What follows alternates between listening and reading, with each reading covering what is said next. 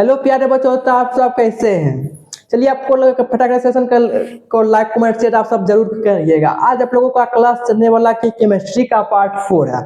तो हम आप लोगों को पिछले वीडियो में जितने भी हमने जो रासायनिक अभिक्रिया के बारे में बताया था, आप लोगों को उसमें से एक दो रासायनिक अभिक्रिया आपके बिहार बोर्ड के 2027 एग्जाम में 100% आएंगे तो आएंगे, क्योंकि हर बार उसमें से कुछ ना कुछ रासायनिक अभिक्रिया के बारे में पूछा जाता है हर बार की तरह। तो इस बार में भी है कि आपके बिहार बोर्ड के 2027 के एग्जाम में आने की संभावना है कुछ क्वेश्चन को। तो आज आप लोगों का रासायनिक अभिक्रिया की क्या है कि उभय विस्थापन रासायनिक अभिक्रिया। अब यहाँ से जानेंगे कि उभय विस्थापन रासायनिक अभिक्रिया क्या है। तो उसका परिभाषा दिया गया है कि वह रासायनिक अभिक्रिया जिसमें दो यौगिक अपने आयनों का आदान प्रदान करते हैं, उसे उभय विस्थापन अभिक्रिया कहा जाता है। इसका मतलब होगा कि उभय विस्थापन अभिक्रिया में कोई दो यौगिक होगा और उस दो यौगिक में अभिक्रिया करेंगे तो एक इसके साथ आएगा तो वो उसके साथ आएगा, वो दोनों अभिक्रिया करके एक नए पदार्थ का बनाएंगे, उसी को कहा गया कि उभय विस्थापन अभिक्रिया। अब एग्जाम्पल है, देखिए एग्जाम्पल में सोडियम क्लोराइड दिया गया है और ये क्या है, ये थोड़ी एल्यूमिनियम नाइट्रेट है, एल्यूमिनियम नाइट्रेट शायद। अब ये दोनों क्या करेगा, यहाँ पे अभिक्रिया करेगा, अभिक्रिया करके ये बना दिया AgCl बना दिया, एल्यूमिनियम क्लोराइड बना दिया और ये NaNO3 सोडियम नाइट्रेट बन गया। ये मतलब क्या गया, इसमें ये हो गया आयन Na हो गया और Cl हो गया एक आयन, और यहाँ पर एक आयन Ag हो गया और एक NO3 होगा। यहाँ पर अपने दोनों आयनों का आदान प्रदान किया और एक नया यौगिक बना दिया। AgCl भी नया यौगिक है और NaNO3 जो बना है ये भी एक नया यौगिक है। वही बात दिया कि इसमें से दो यौगिक अपने आयनों का आदान प्रदान करते हैं। आप या इसे शॉर्ट भाषा में परिभाषा आप ये भी लिख सकते हैं कि जब दो यौगिक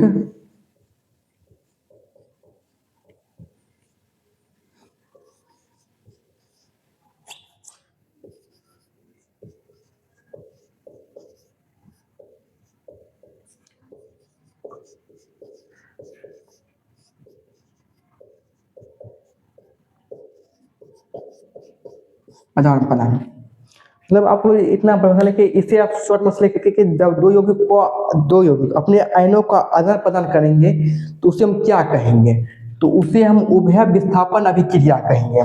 जहाँ पर देखिएगा कि दो अपने आयनों का आदान प्रदान हुआ तो उसको फटाक से आप क्या टिक मारिएगा कि ये जो अभिक्रिया चल रहा है ये क्या है, ये उभय विस्थापन अभिक्रिया चल रहा है यहाँ पे। अब इसमें से कुछ मुख्य बिंदु दिए गए जो क्वेश्चन पूछ सकते हैं। क्या है, लिखा गया कि इसमें दो यौगिक भाग लेते हैं। सही बात, इसमें पहला यौगिक हो गया NaCl और दूसरा यौगिक हो गया AgNO3। इसमें दो यौगिक भाग लिए, कितने यौगिक, दो यौगिक भाग लिए हैं। अब है कि आयनों का आदान प्रदान होता है। सही बात है, इसमें आयनों का आदान प्रदान होता है तभी तो एक नया यौगिक या नया तत्व बनता है। अब आपसे कुछ भी बोल सकते हैं कि नया यौगिक हो या नया तत्व, ये नया तत्व बना, ये भी आयनों का आदान प्रदान हुआ, इनके बीच ये अभिक्रिया हुआ और नया तत्व बना। अब है कि नए यौगिक का निर्माण होता है। सही बात, यहाँ पे नए यौगिक का निर्माण हुआ। अब है कि पढ़ाई जलीय विलयन में होता है, मतलब ये जो है उभय विस्थापन अभिक्रिया, यह विस्थापन अभिक्रिया कहाँ पे होता है, यह अभिक्रिया जल में होता है। जल को एक बीकर यहाँ से ले लो, इसमें मानो ये बीकर है और यह अभिक्रिया NaCl है, इसमें से NaCl भर दो या AgNO3 भर दो, अभिक्रिया करेगा, उसके बाद ये सब बनेगा AgCl। ये जो नीचे त्रिकर्षण आपको नीचे त्रिकर्षण किया है, तो ये जो नीचे है ना, ये अवक्षेप मतलब कचरा। आपको आगे बताएंगे कि अवक्षेपण अभिक्रिया के बारे में भी। मतलब ये जो लिखा है AgCl लिखा है, नीचे तीर का निशान है नहीं, ये हो गया अवक्षेप। अब इसी का अगर कोई अभिक्रिया के आगे अगर तीर का निशान ऊपर मार देगा तो वहाँ पे उसको क्या होगा, तो वह अभिक्रिया जो वह गैस होगा। मतलब हम CO2 के आगे अगर तीर के मार दिए है तो क्या है, गैस है। या H2 के आगे मार दिया है, H2 क्या होता है, हाइड्रोजन का सूत्र होता है, तो उसको ऊपर मार दिया तीर, मान दिए क्या हो गया, ये हाइड्रोजन गैस हो गया। समझ आएगा तो वीडियो को बताइएगा कि हम बस समझ गए, या कमेंट करिएगा वीडियो में। अब आप लोगों को बताते हैं कि अवक्षेपण अभिक्रिया के बारे में क्या है। इसको मिटा दे रहे हैं अपन।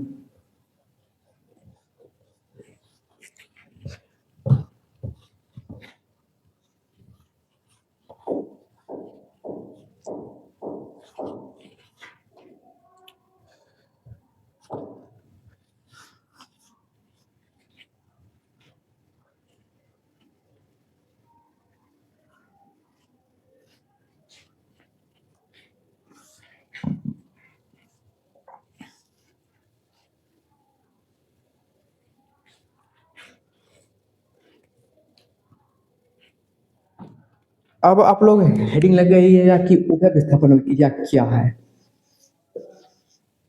सॉरी, उभय विस्थापन अभिक्रिया नहीं, अवक्षेपण अभिक्रिया।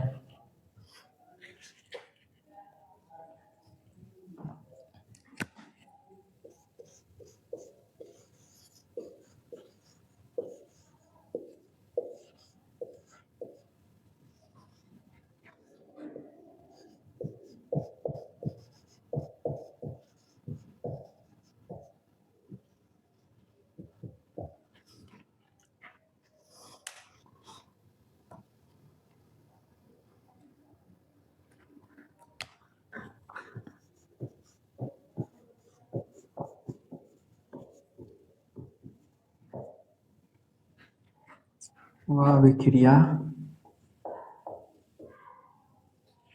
जिसमें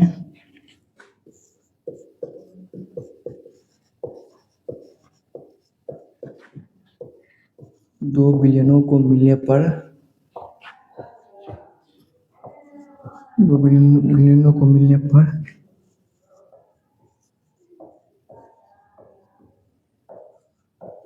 अघुलनशील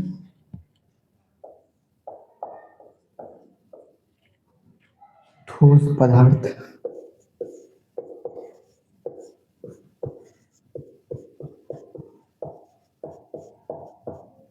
उसी ठोस पदार्थ का निर्माण होता है।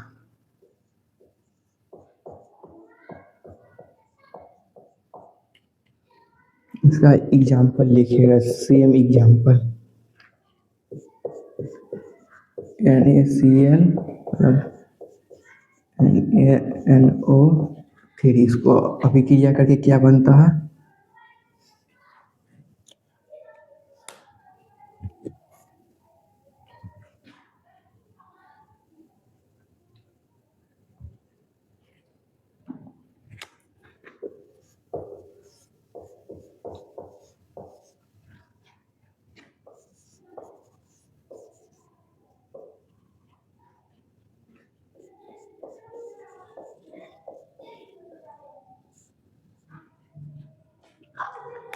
अब इसका मुख्य बिंदु लिखिएगा कि मुख्य बिंदु क्या है इसका, उसके बाद आप लोगों को समझाते क्या क्या लिखा है।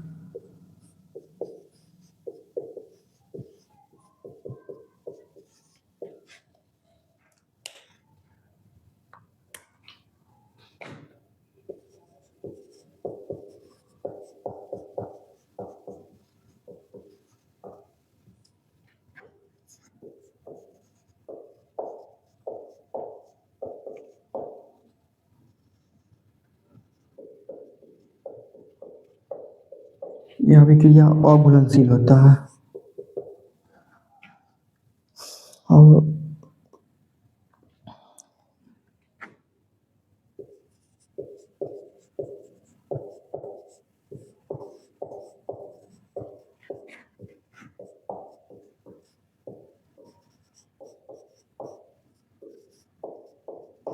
अवक्षेप नीचे बैठ जाता है। इसमें दो ही पॉइंट दिए गए हैं यहाँ पे। अब आप लोगों को समझाते हैं कि अवक्षेपण अभिक्रिया क्या है। अवक्षेपण अभिक्रिया से समझने से पहले आप समझिए कि अवक्षेप क्या होता है। क्या होता, क्या बोले, अवक्षेप। अवक्षेप मतलब अवक्षेप हो गया कि कोई भी रासायनिक अभिक्रिया के बाद जो कैसा निकलता है। अवक्षेप समझ सकते हैं कि रासायनिक अभिक्रिया के बाद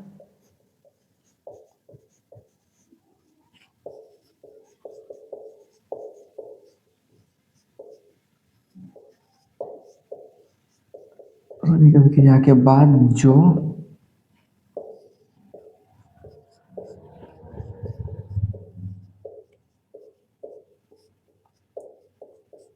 कच्चा निकलना, मतलब जो रासायनिक अभिक्रिया के बाद उसके आगे ये मार्क लग जाए। अब समझ जाओ कि यह किया अवक्षेप, अर्थात वो कचरा निकला रासायनिक अभिक्रिया के बाद फलस्वरूप। वो लिखा गया कि वह अभिक्रिया जिसमें दो विलयनों को मिलाने पर अघुलनशील ठोस पदार्थ का निर्माण होता है। मतलब जो इसमें जो रासायनिक अभिक्रिया हुआ यह भी इसमें क्या हुआ, ये भी ये जल में होगा। अब तीसरा पॉइंट ये भी लिखिएगा कि यह मतलब ये जो है यह अभिक्रिया जल में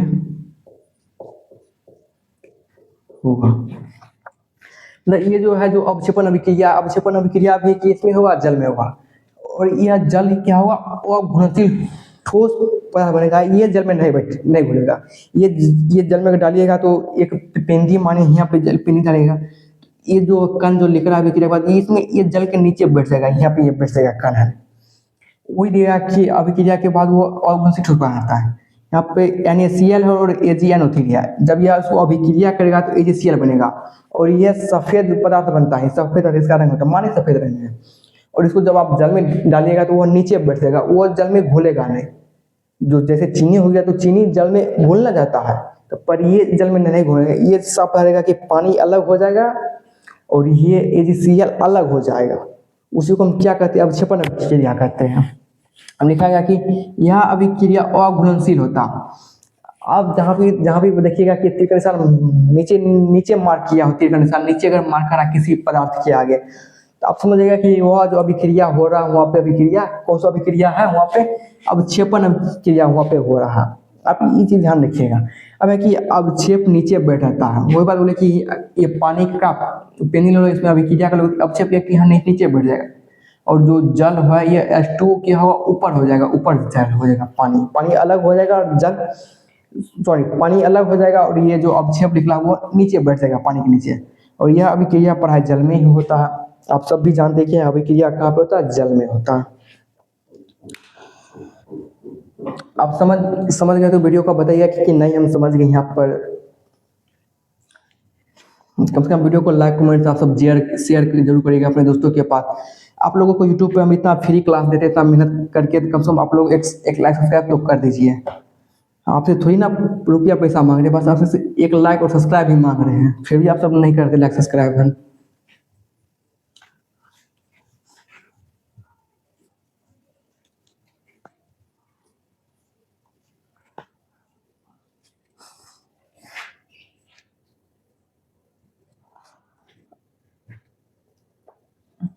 अब आप लोगों का नेक्स्ट पॉइंट देखते हैं कि क्या दिया गया बुक में।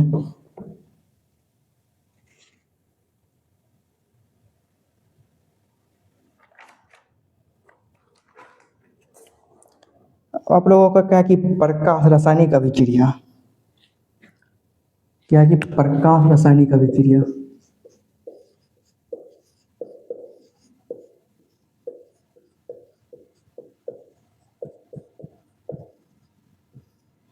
प्रकाश रासायनिक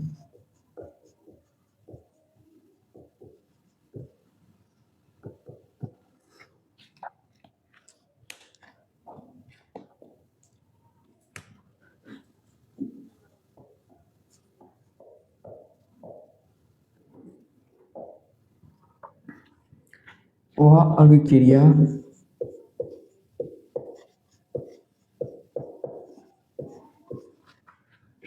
जो प्रकाश की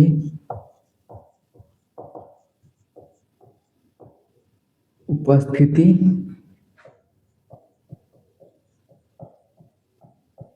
में होता है।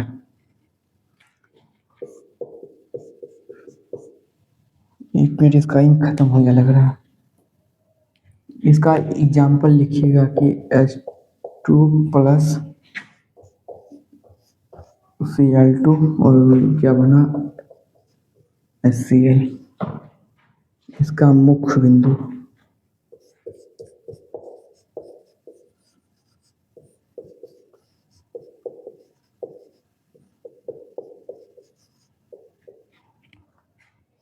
क्या दिया है बुक में।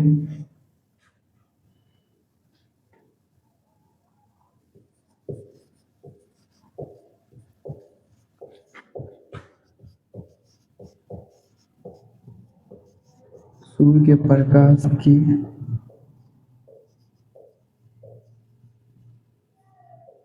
आवश्यकता होती है। दूसरा,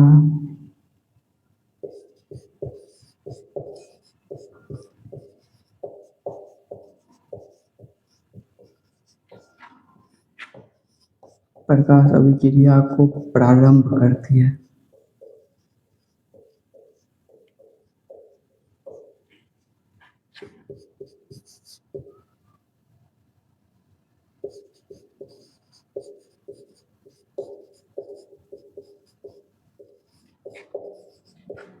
प्रकृति में प्रकाश संश्लेषण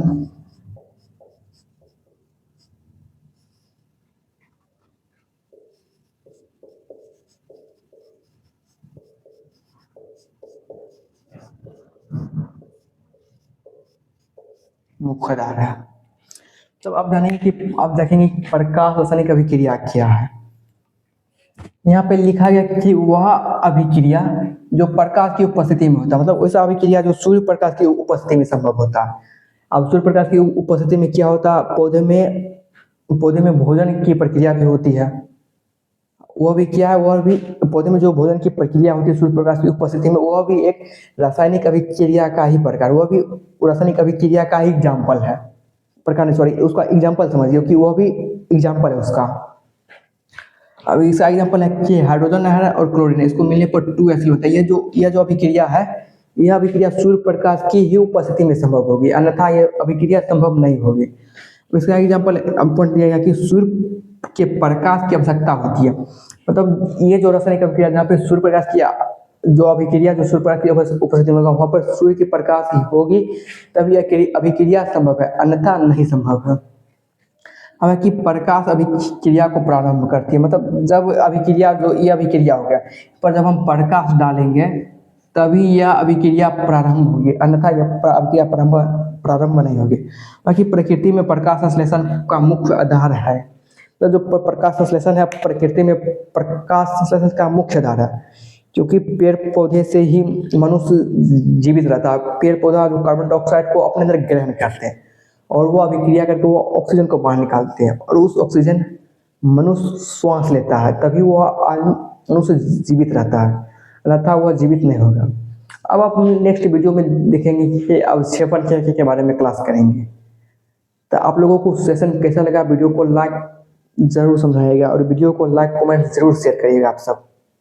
ये आपका भाई तो बस आपसे एक लाइक शेयर की मांग कर रहा है। इतना मेहनत करते आप लोगों को फ्री क्लास देते हैं यूट्यूब पे।